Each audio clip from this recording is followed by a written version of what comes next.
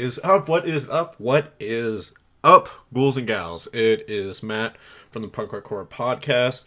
How's it going? This is another Band Showcase episode where we bring on underground and up-and-coming bands and also the occasional legend here and there to talk about music, punk rock, and how the band came to be, and to also sample some great new music for all you old ghouls and gals out there. Today I was joined by the A-Holes, and it was really awesome. I was joined with Alex and Mike, and I was talking to them, and it was just like really cool to have these legends reach out to us, want to come on the podcast. And they've been around for a long time, and it's just, this is why we do this podcast, why we do these band showcase episodes, is to get these bands that light, especially ones that have been, around forever, who deserve this attention, deserve a little more spotlight on them. The A-Holes are your definite definition of an underground punk band here, centered in, Colorado Springs, Colorado. And, it's they're just a badass band. And, what's hard about doing these intros is I want to talk about everything about the band without giving too much of the interview away. And so, as I gradually take my time moving towards that, I just do want to say, thank you again for tuning into all these band showcase episodes, and thank you for supporting the bands that come on here to talk about their music. They're really, we love all these bands that come on, and you ghouls and gals, you really help by listening to their music and sharing their music with your friends and talking about it with your friends and family. And and to us, obviously, you help us out a lot when you do the same for us, but we're so glad that we can help these bands and we can help get them that attention. It's just badass. A lot of our bands that we do get on here, our name gets tossed to because of Colorado Punk Rock Army, and I just want to give them a quick thanks as well, because we don't thank them enough. They're an awesome group out here. You've probably heard our interview with them where they came on and talked about how punk rock and horror is similar. And I don't know what's going to add into that. Sorry. Anyways, point being is that you've heard us talk to them, and they throw bands our way, or will throw us towards the attention of bands looking for interviews or to be interviewed, and they help us out a lot. So please also give some support to Colorado Punk Rock Army and continue to support the bands that come on here. Most of all, today, since it's May and we're throwing May off, with this band, please support the A-Holes. Go download the music on Spotify and in the episode notes below. Follow them, like them, and that's all I gotta say. Let's jump into this episode with Alex and Mike from the A-Holes. Hello, everyone, and welcome back to the Punk Rock Horror Podcast Band Showcase episodes, where we collect and bring on bands that are up and coming and underground and have been around for a while but haven't gotten that attention they deserve. And there's a reason I say that specifically, and we'll get to that in a second. I'm Matt, and I'm joined today by the badass A-Holes. Thank you, Mike and Alex, for coming on. You're welcome. Yeah, thanks for having us. Yeah, thank you. This was kind of like a nice surprise of a band showcase episode, because it's you guys have been around for a long time, and you've been, from what it looks like, in the scene up in the Springs, Colorado Springs, for all of our out-of-states who don't understand what that terminology means. But you guys have been killing it. The first song you sent me, which caught my attention right away, is I think it's I Shot Jesus or Kill Jesus. I Shot Jesus, yeah. I saw that and I was like, oh, come on, there's no way we're not going to bring them on. Like, we gotta dive into this. So yeah, guys, again, thank you for coming on, and let's jump into it. Who are the A-Holes, and how did you guys come to be?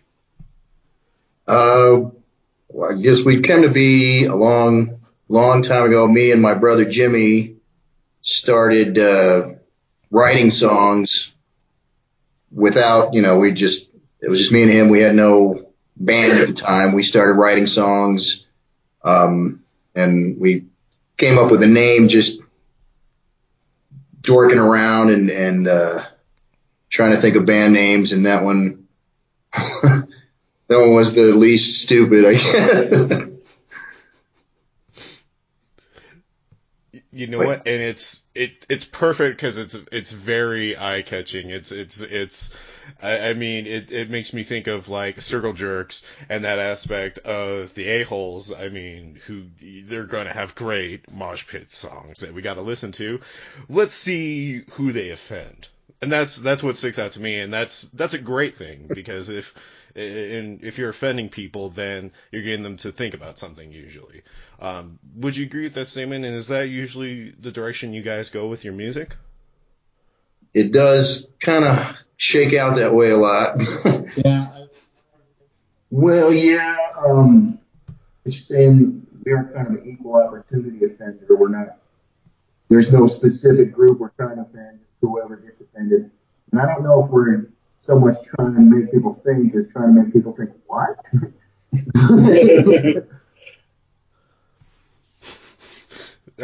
Fair enough. It didn't come off as much political as you were definitely writing for your specific niche, and it definitely seems like you're writing for music that you guys want to listen to, and that you would want to party down to or destroy a bunch of windows to, or whatever punk degree that we want to put that in.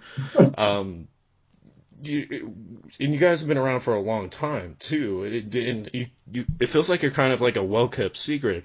What has this been like being around for like 20 years, right? 20 years. We played our first show in 1999. Damn. And it's, it's fun. I mean, it hasn't never gotten boring this whole time, so,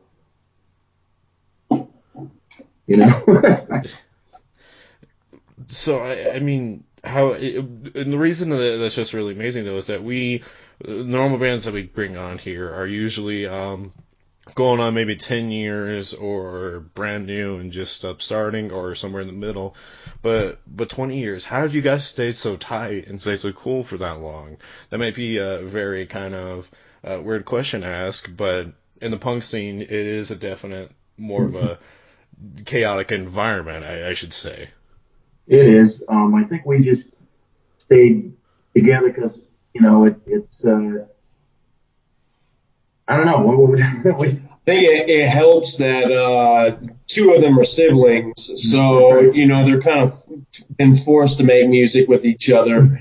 But then also, man, they also have gone through a bunch of different lineups and a bunch of stuff like that. So it's been pretty chaotic on our end too the last 20 years or so. But these guys just keep pushing on, and they keep making that music, and it's hard not to be attracted to it, and it's hard not to want to be a part of it. That's right. That commitment. When you see someone essentially working a little harder than you want to put in your best effort, and that's what it sounds like you guys are touching on. Would you agree with that? Well, yeah. I mean, it doesn't. I don't know. The way we do it is very casual. Try to have fun. There's no real, I don't know what you say, expectation of anything else out of it than the music. And so there's no pressure. There's no, this is what I'd be doing anyway. You know what I mean? In my spare time, if I had nothing else to do, it's what when you love doing it, it's not work. It's not something that you have to really try hard to do. Just So, I'm so sorry, guys. That audio dropped out again on your end. Can you rephrase that one more time for me? I don't know. What did I say? It's easy to, the A-holes has always been easy. It's fun to do. No one's, there's never been any pressure. There's never been any as far as writing music, I always tell people I don't write songs. Songs pretty much write themselves. I don't sit there and try to write music. I just let it happen, and it's a lot easier and a lot cooler that way. It's more natural. It sounds, I don't know. It's the bar is set pretty fucking low. So that makes it real easy. When you put things in perspective like that, it does make it easier. um, so yeah, again, Nahol is straight out of Colorado Springs. Reason to bring up that statement is, what is the scene out there like exactly? Down here in Denver, it is, we painted a good picture for it on this podcast and in previous interviews, but we haven't really had anyone from the Springs really talk about what it's like. Is there a huge amount of support out there, or do you guys face a lot of pushback? Man, it's pretty tight knit down here. So you guys, every time we play a show up in Denver, even if it's like a low turnout night, it seems like there's just as many people as a great turnout night here in the Springs. But we're all pretty close, and we grew up not too far from each other. So yeah, there's good quality support down here. That's for sure. You guys got to up in Denver. You guys got a show like every night that you could go to, basically. So I hate to say it, but sometimes shows are like dime a dozen up there, and people can just pick and choose what they want to go see. When there's a punk rock show down here, it's kind of more of a big event. It's like a festival in a way. Sometimes. Yeah. That's it. Yeah, one of our sister bands that we got down here, because a lot of us in the A-holes, we're in other bands, Right. There's a lot of band sharing in the punk rock scene down here. So Mike actually is pulling double duty tonight. Both of his bands are playing. So we should have a pretty good turnout for tonight. If it's not ex-girlfriends, it's bandmates and other bands, right? Right. Yeah. But no more. Seriously, more credit to you. Seriously, you guys are keeping the dream alive. You are keeping what people say would die, and that's the punk rock energy. That's that punk rock love. And reason I'm saying punk rock so much is I want to know: have you guys always strived to be a punk rock band, or is it just kind of something that's evolved over time? There's a lot of there's a lot of metal in our sound, and yeah, I don't think of it in terms of punk rock, just in terms of music, and a lot of it comes out punk rock because that's pretty much the way. But Yeah, a lot of like metal fans always say we're a little too punk rock for them, and a lot of punk rock fans say we're a little too metal for them. So we're right there, kind of in that middle ground.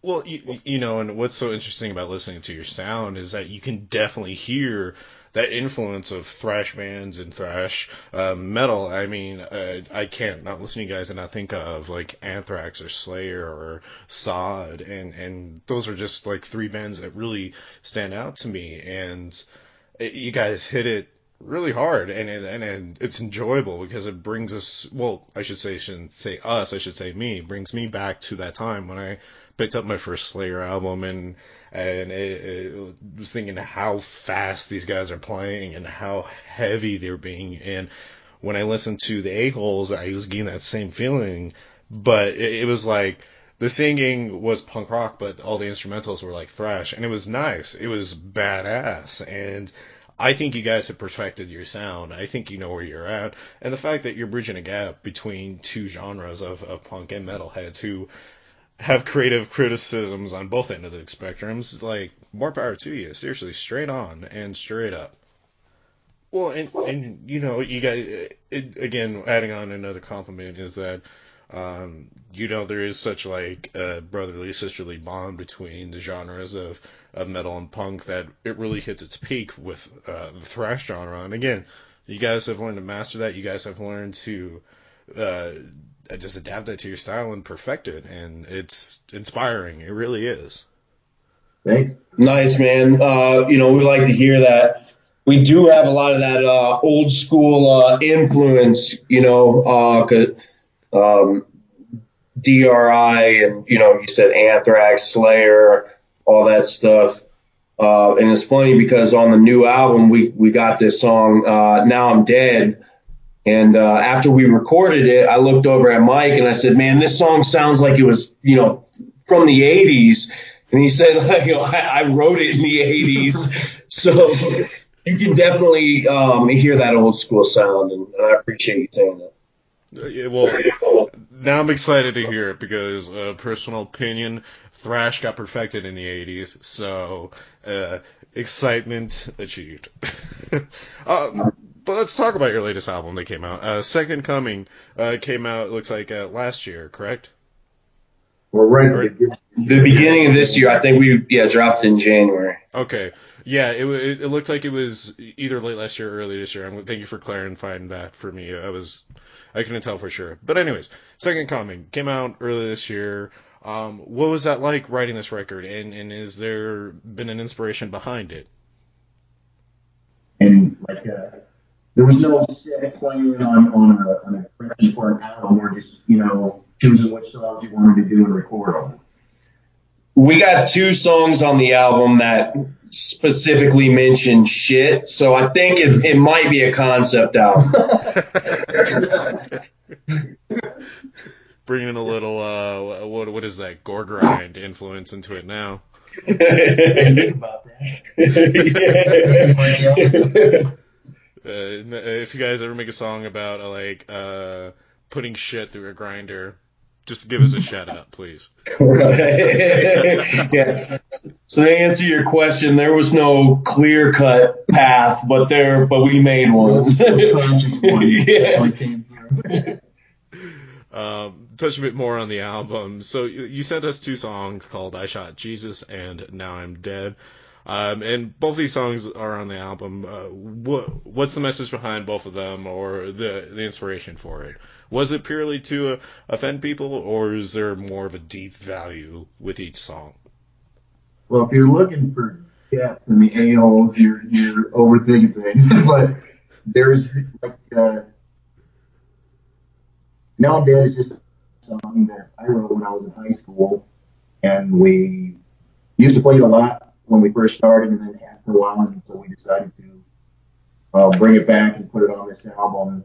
And then I Shot Jesus was just from sitting around talking about the ridiculous concept of I don't know, you hear these preachers talk about being visited in the middle of the night by Jesus, and then what if I mistake him for a burglar and shot him? There was the whole there's no deep depth there. It was just a silly scenario that was funny to me. More power to you. Straight up. And I think that's one of the biggest things why I love the songs that you guys sent me, is that it was just a very straightforward. Now, to be fair, I did ask if there was deep value, but I wasn't sure if there would or wouldn't be. But the fact that it is just straightforward songs, it's nice. It makes me think of Black Flag or G.G. Allin in their songs, when they were just kind of straightforward about how they felt about things, and there was no deep value to it. Right, exactly. I don't know. I don't mind hearing depth in other songs, but I don't really. Doesn't come out. That's not our style. Again, if you're coming to it's what you said. If you're coming to the a-holes for depth, you're in the wrong place. Yeah, that is true. So big events. What's going on for the a-holes this year? What big shows you got coming up? Again, we're talking about that it's been 20-year anniversary. You guys just came out with this record. What are your plans? Well, right now we have a show tonight with Quitters Anonymous and the Mosley Domes.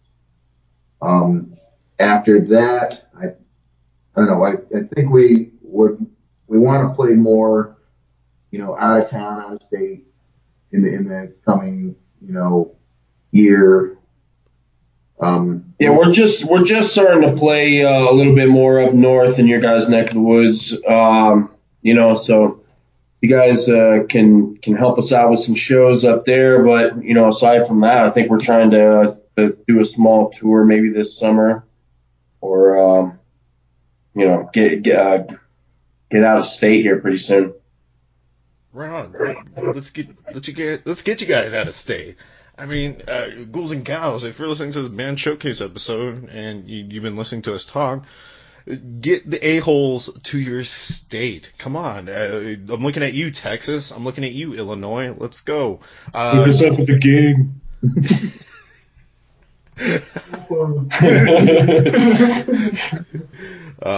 Yeah, we're definitely gonna push you guys. We're gonna do everything we can to get you guys more attention and definitely get you some butts in the seat here, down here in Denver and wherever else. Again, if we have any promoters listening to this by chance, or people who own a bar or a venue and need some dope ass fucking punk rock bands to fill the slot, the a-holes are the way to go. Word. Yeah, definitely, man. We appreciate that. Hey, anything we can do to help out, and we do mean that.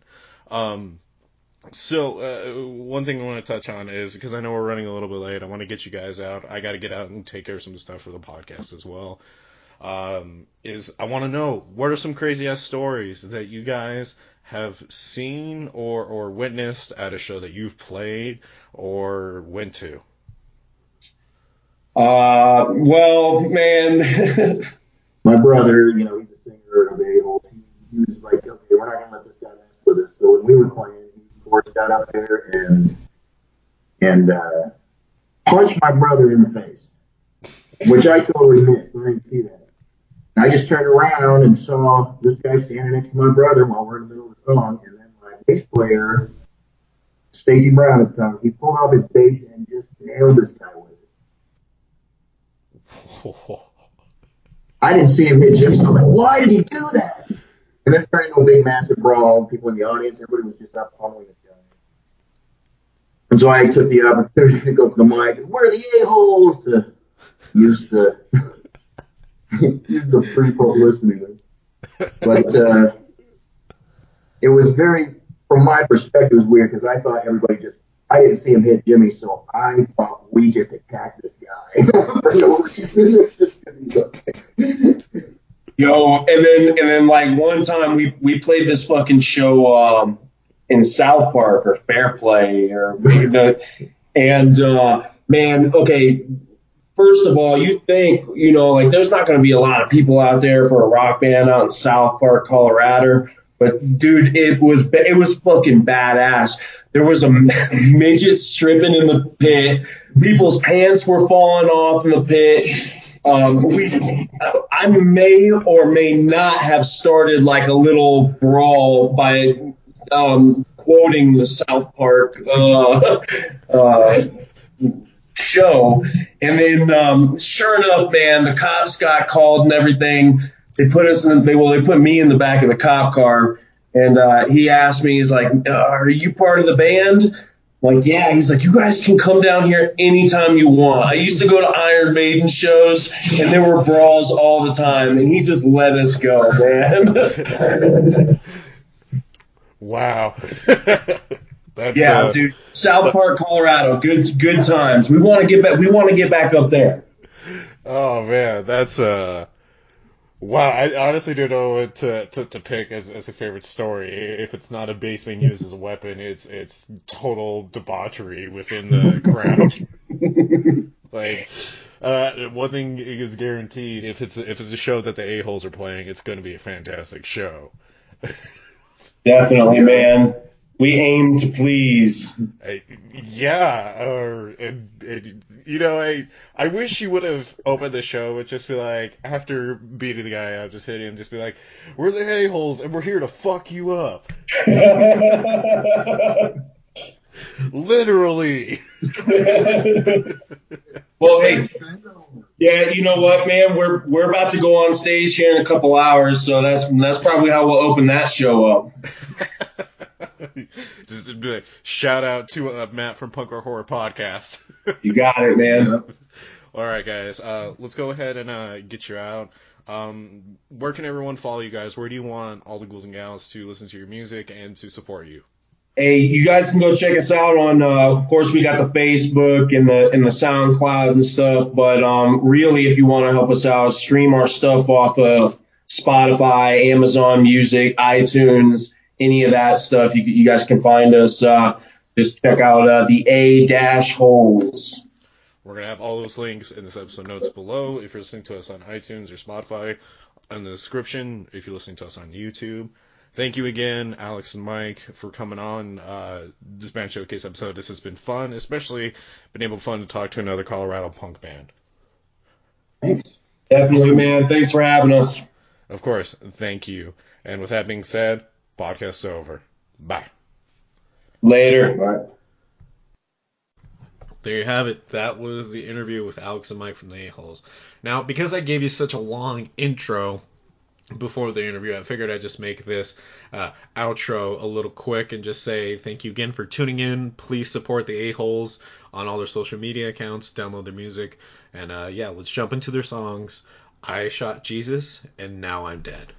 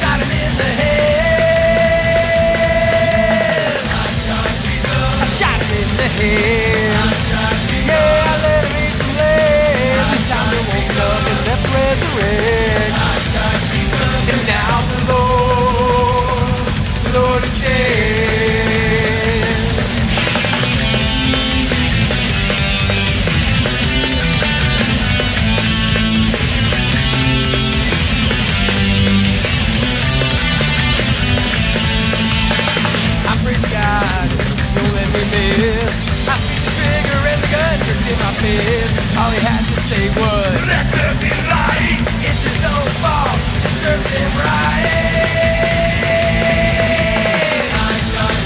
I shot him in the head. Yeah, I let him eat the lead. This time there won't be nothing left to resurrect.